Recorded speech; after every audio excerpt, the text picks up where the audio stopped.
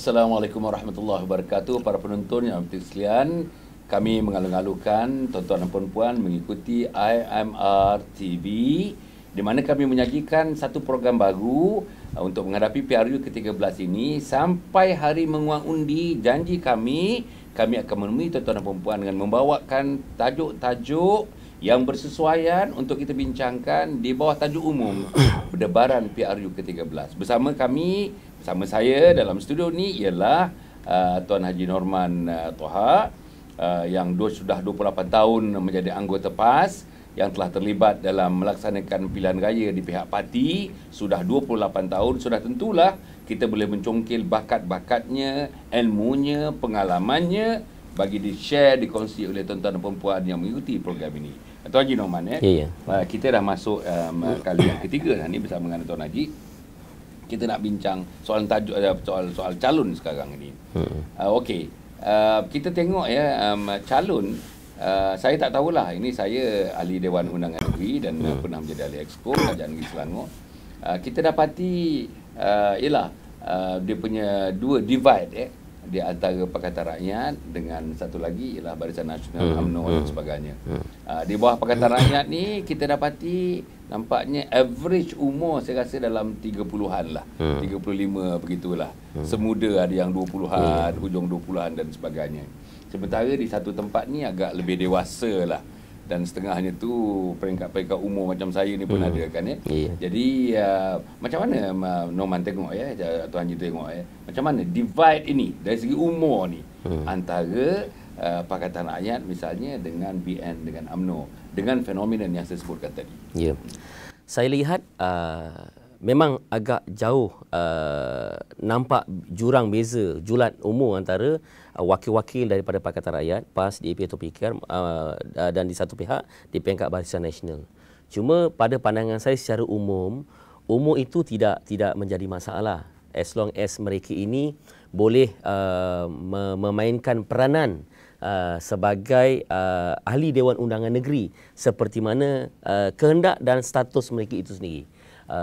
Tetapi saya lihat pada hari ini ia lebih menjurus kepada keterampilan, kewibawaan, kemampuan seseorang calon ataupun mereka yang mahu diangkat menjadi ahli Dewan Undangan Negeri di sesebuah negeri itu. Sebab pertama, ahli Dewan Undangan Negeri ini merupakan seseorang yang diangkat dalam sistem pilihan raya untuk menjadi salah satu keanggotaan di peringkat Dewan Undangan Negeri, yang di mana di peringkat Dewan ini mereka ini berbincang dan memutuskan sesuatu polisi dan dasar bagi sesebuah negeri.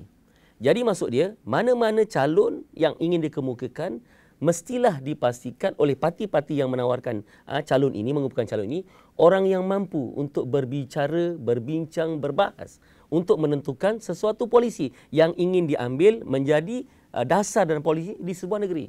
Jadi andai kata calon itu agak umurnya berusia dan mereka mampu, tidak ada masalah. Begitu juga kalau calon itu terlampau muda, ingin dikemukakan tapi tak mampu untuk berbincang mengenai polisi yang ingin diputuskan, saya rasa pun tidak menjadi masalah kepada mereka yang berusia muda tapi sudah diletakkan di peringkat Dewan Undangan Negeri ini. Jadi saya lihat yang penting calon itu ataupun mereka yang mahu diangkat menjadi ahli Dewan Undangan Negeri itu mestilah mereka yang ada kemampuan, mereka ini yang ada latar belakang yang boleh mengkaji dan membahaskan sesuatu isu, kerana perkara yang akan diputuskan itu merupakan satu perkara yang penting kepada perjalanan sesebuah negeri itu sendiri. Saya terbaca beberapa kajian dibuat, misalnya Merdeka Center, lepas tu Zentrum membuat kajian mengenai kepilihan rayaan di Malaysia ini, dan antara fokus mereka ialah tentang calon ini. Okey, tentang calon pula yang pentingnya macam disebutkan tadi, umur tidak jadi masalah. Umur berapa pun tak jadi masalah, tetapi janganlah sampai 80 90 tahun dan bertongkat pada dewan, sakit sepanjang masa dan sebagainya, mungkin tak sesuai. Tapi yang pentingnya ialah penguasaan isu-isu. Yang pentingnya boleh berbahas di Dewan Undangan Negeri. Yang pentingnya boleh berdepan dengan rakyat. Yang pentingnya dia are all problem solvers yang boleh menyelesaikan masalah-masalah di peringkat masyarakat yang mereka wakili. Okey. Saya nak tanya sekarang ni. Ada juga orang mengatakan dalam kajian-kajian itu menunjukkan bahawa paper qualification sekarang ni, terutama negeri-negeri yang dianggap negeri ke depan dari segi kemajuan. Pulau Pinang misalnya, Selangor misalnya, Johor misalnya. Mungkin qualification itu merupakan satu kriteria yang diambil kira oleh pengundi-pengundi. Bagaimana? Ya. Dari satu sudut saya kata ya. Kerana dalam sesuatu kawasan pilihan raya yang ingin diwakilkan kepada seseorang, bayangkanlah dalam hari ini, mungkin 20-30 tahun depan tak ada masalah. Tetapi pada hari ini kita tahu di sesuatu tempat, umpamanya di Shah Alam. Shah Alam satu ibu negeri Selangor, kawasan-kawasan orang elit, latar belakang pendidikan yang tinggi. Tiba-tiba dalam keadaan seorang yang hanya setakat ada kelulusan SRP atau PMR ini dengan ataupun SPM untuk dikemukakan menjadi calon. Bukan saya menafikan dari segi qualification itu sendiri, tetapi biasanya orang-orang yang tidak mempunyai paper qualification ini, yang tidak ada pendedahan-pendedahan yang secara formal ataupun tak formal ini, mereka ini tidak mampu untuk menjawab beberapa persoalan-persoalan yang mungkin akan dikemukakan oleh pengundi dia yang ada master's degree, yang ada PhD degree. Dan kalau kita lihat di kawasan Shah Alam itu, mereka ini kebanyakannya government civil servant, pensioner, orang-orang yang peringkat ketua-ketua pengarah jabatan. Jadi bagaimana mereka ini untuk berhadapan dengan orang yang mempunyai begitu pengalaman dalam urusan pentadbiran. Tiba-tiba orang yang dikemukakan ini orang yang tidak ada pengalaman ataupun at par dengan mereka,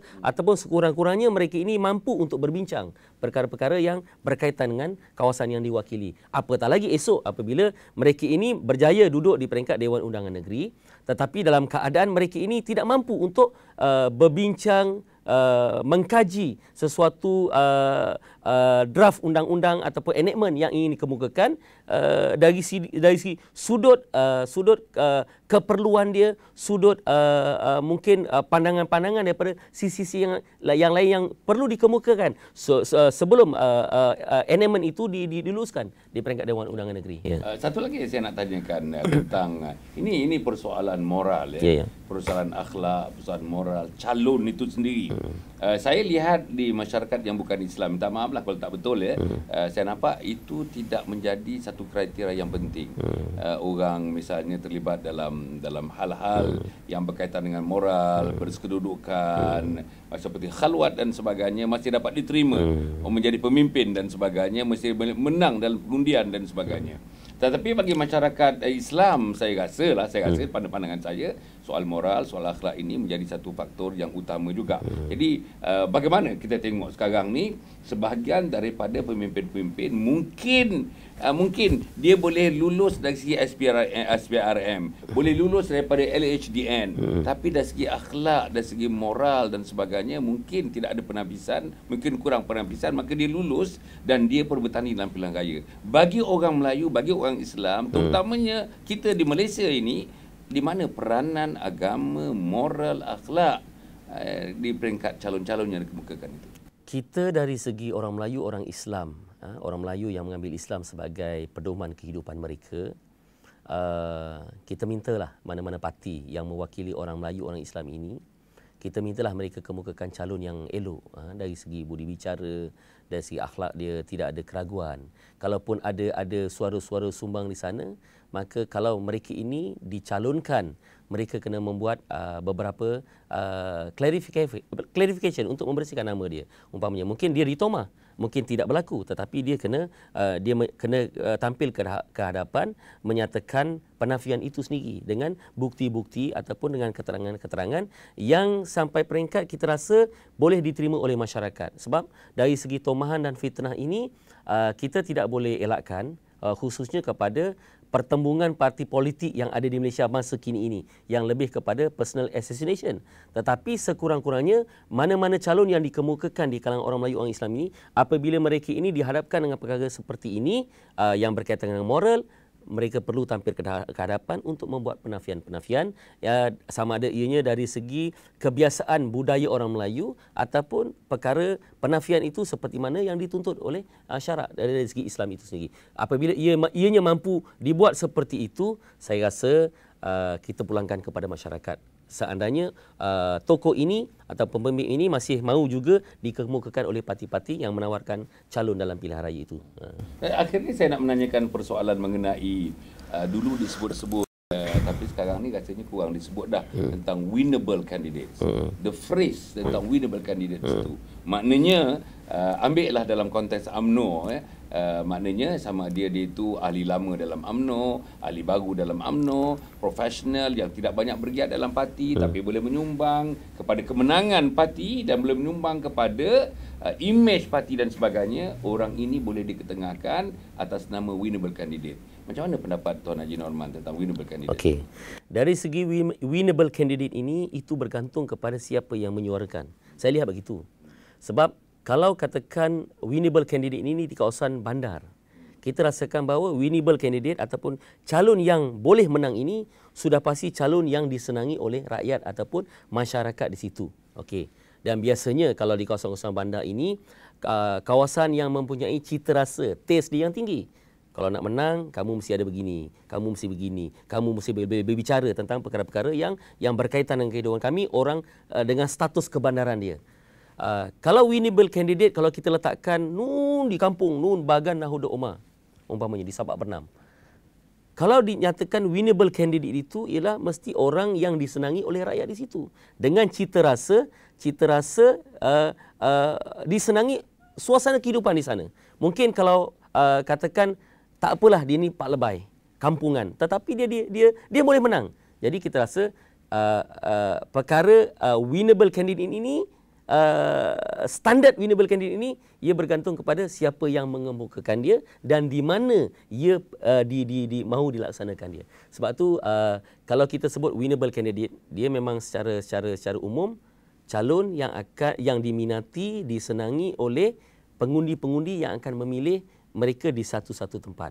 Cuma bagaimana winnable candidate ini mestilah diacukan ataupun diadun, bukan sahaja mampu boleh memenangi citarasa pengundi, tetapi ia juga mampu untuk melaksanakan tanggungjawab apabila ia dipilih menjadi wakil rakyat di tempat itu apabila telah menang. Saya nak menanyakan ni soalan akhir agak dalam episod ini.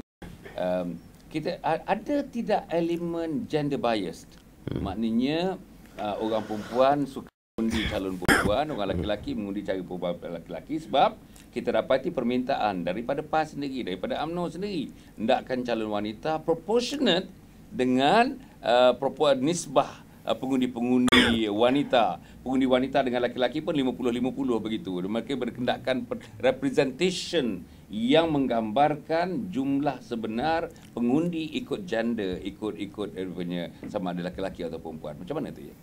Saya lihat desakan-desakan supaya ini bukan masalah gender bias bagi pandangan saya. Apa tujuan utama mereka mahukan? Umpamanya kami mahukan calon wanita ini sekurang-kurangnya 30%, 40% kota calon umpamanya. Saya rasa ini dia lebih kepada terbawa-bawa kepada hak asasi manusia di luar sana. Sebab kita lihat kepada tujuan dia.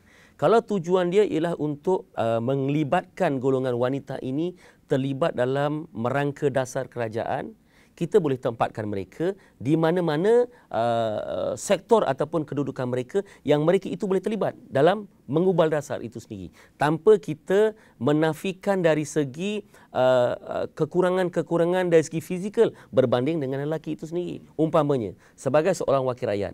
Kalau kita mengambil wakil rakyat di peringkat negeri ini sebagai seorang penggubal undang-undang, legislator, seperti mana kehendak dari segi perlembagaan itu, okey, fine. Mereka boleh terlibat. Tetapi kita lihat di Malaysia ini, apabila ia dilantik menjadi wakil rakyat, bukan sahaja prinsip wakil rakyat itu sebagai legislator, orang yang terlibat mengubal undang-undang, tetapi kebiasaan apa yang kita lihat yang ini, dia seolah-olah juga sebagai pegawai kebajikan masyarakat di satu tempat. Jadi, apabila ini berlaku dan diterapkan dalam suasana yang sama, dalam suasana hari ini, saya rasa golongan wanita ini yang kita ingin martabatkan kedudukan dia, akhirnya dia menjadi pegawai kebajikan masyarakat yang sampai pukul 3 pagi pun kena ketuk pintu, YB, isteri saya nak bersalin, kena tolong. Saya rasa tak sesuai. Tujuan asal untuk kita martabatkan golongan wanita ini, akhirnya kita letakkan dia sampai peringkat di bawah sana. Saya rasa ada perkara-perkara yang kurang sesuai. Apabila kita nak letakkan bahawa kota mesti golongan wanita terlibat dalam gini-gini, cuma kita kena lihat di mana, apa tujuan matlamat utama dia. Adakah untuk melibatkan lebih ramai golongan wanita ini terlibat dalam menggobal dasar, maka kita ada mekanisme dia bagaimana untuk melibatkan mereka. Ada tempat-tempat yang kita rasakan sesuai dengan fizikal wanita itu sendiri, dan ada tempat-tempat yang kita rasakan kurang sesuai dan lebih elok kita letakkan mereka di tempat yang sepatutnya mereka berada, supaya mereka itu juga boleh memberikan sumbangan yang sama besar di kalangan kaum lelaki. Dalam ini. Terima kasih Tuan Haji Noman. Alhamdulillah kita telah berbincang sebenarnya dengan Tuan Haji Noman banyak perkara, beberapa episod yang disertai Tuan Haji Noman. Kita berharap dapat lagi bersama-sama dengan Tuan Haji Noman dalam program baru yang kita panggil sebagai Debaran PRU ke-13. Tuan-tuan dan puan, kita berjumpa lagi dalam program yang lain. Jangan lupa terus bersama dengan IMR TV. Bukan saja program Debaran PRU ke-13, banyak lagi. Kalau tuan-tuan berminat dengan program politik, ada yang namanya Sembang Politik, ada yang Debat Politik. Yang ini Debaran PRU ke-13. Jumpa lagi. Wassalamualaikum warahmatullahi wabarakatuh.